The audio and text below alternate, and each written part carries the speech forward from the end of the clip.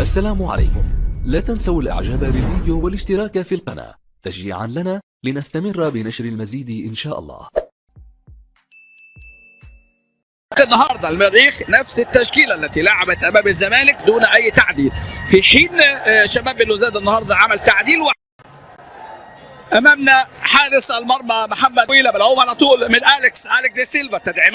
تدعيمات اللي بيعاني من قله المباريات، عشان كده بنشوف جيران واهل شندي، ولكن نتابع كره المريخ امامنا الثالثه ونستكمل باقي اللقاءات غدا. كره عاليه حلوه في طبعا يناير من هذا العام، على طول كره ملعوبه على طول خروج هنا المالي بوبو تراوري، رميه تماس طويله من اليكس، صراع كره النتائج واداء مميز ولا تمريره من نيجيري لكن سهله. كوتينيو لاعب مميز بيسدد الكره ثابته ويلعب كره 2021 وادي راسيه هنا، لكن يا ولد يا 1957 كرة القدم السودانيه مع المريخ مع خطر وخلي بالك الكره خطير. المعار من نادي الترجي امامنا هو اللي بيحاول في اللقطه الماضيه هنا. وامبا، بص وامبا لما سدد وامبا مصطفى كرشوم ايده في بقى هنا، ردت ممكن ترد الجول، ممكن اليكس وايضا فريق نادي الزمالك المصري، وكره باختراق من في السابق ايضا مصطفى زغبه، ولكن المره دي بعيد ابطال افريقيا مرتين واربع مرات في كاس العالم ومنهم طبعا بص وامبا مسدد من بعيد قوي وصعبه الكره دي، لكن برافو كره كوتينيو ماتزينيو، لكن وامبا خطير يلعبها ولا لكن ضيعه من ايوان سوزا. ادي الجازولي لكن ما ضيعه من جانب اللاعب ولا منذ قليل الفرصه اللي كانت ممكن هنا المحاوله شباب بلوزداد، لكن في راجل حلو قوي من اللاعب دي سوزا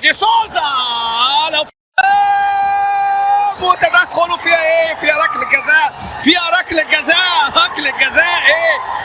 جزاء خد فيها وقت شويه بوبو تراوري. كره اماميه كانت في اتجاه اللاعب باولو دي سوزا اللي كان رايح واللي كان منفرد في اللقطه الماضيه، ثم حكم اللقاء تردده ده يعطي الحقيقه الفرصه للاعبي نادي شباب بلوزداد. امامنا اهو رقم 59 منذ الانطلاقه في عمل باسط. باولو ركله جزاء من جانب حكم اللقاء بوبو تراوري. مفيش فار، معرفش الحكم اتاخر ليه وانتظر ايه، جاله الامر بركله الجزاء، لكن المريخ الحقيقه اللي بيقدم اداء مميز وكان ممكن يسجل اكثر من كوره ويسدد وركله الجزاء يسجل نادي المريخ السوداني اللاعب باولو دي سوزا بيسجل في الدقيقه 2. خلاص الامر هنا بقى ايه؟ اختلط الحابل بالنابل. هو مصطلح كان يقال زمان في الحروب، كان هناك من يحمل الحبال ومن يحمل بهذا التقدم، وفي ايضا حضور الجماهير. تحرك رائع، فرصه لمسات حلوه، تحرك حلو قوي. امامنا هو محمد اسلام باكين، كره ملعوبه على القائم البعيد والوحيد في الدقيقه 32 ركنيه شباب بلوزداد محمد المصطفى. حكم المباراه حكم اللقاء امامنا هو اللي داخل منطقه الجزاء الركنيه.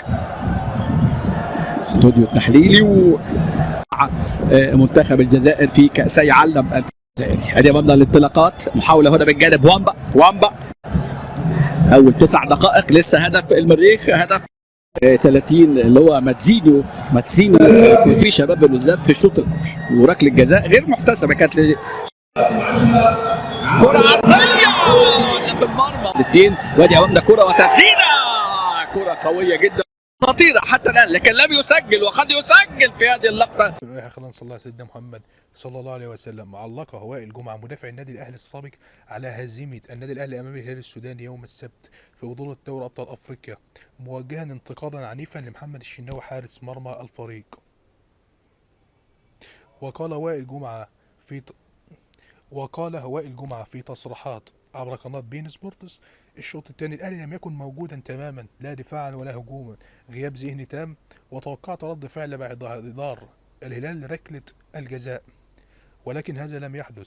أسباب الهزيمة واضحة ومعروفة: أولا توقيت المباراة الساعة 3 عصر ونحن في مصر نلعب كل المواجهات بعد المغرب، اللقاء في هذا الطقس صعب. ثانيا أن الفريق في خلال 10 أيام لعب 4 مباريات قوية في كأس العالم للأندية، والفريق استنزف بدنيا كثيرا، ان المجهود البدني طبعا طبيعي، لان رتم مباراه كاس العالم للانديه صعب كتير عن الدوري ودوري ابطال افريقيا.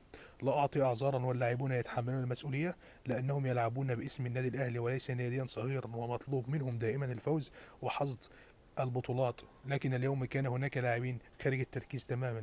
الهدف الذي دخل في مرمى الشناوي عيب جدا، فهو الحارس الأساسي لمنتخب مصر. حتى لو كانت أشعة الشمس في وجهك لا يصح أن يكون هذا رد فعلك هكذا بعد اللقاء وانفعالك الشديد، لأنك قائد الفريق حتى لو كان هناك جانب من الاستفزاز.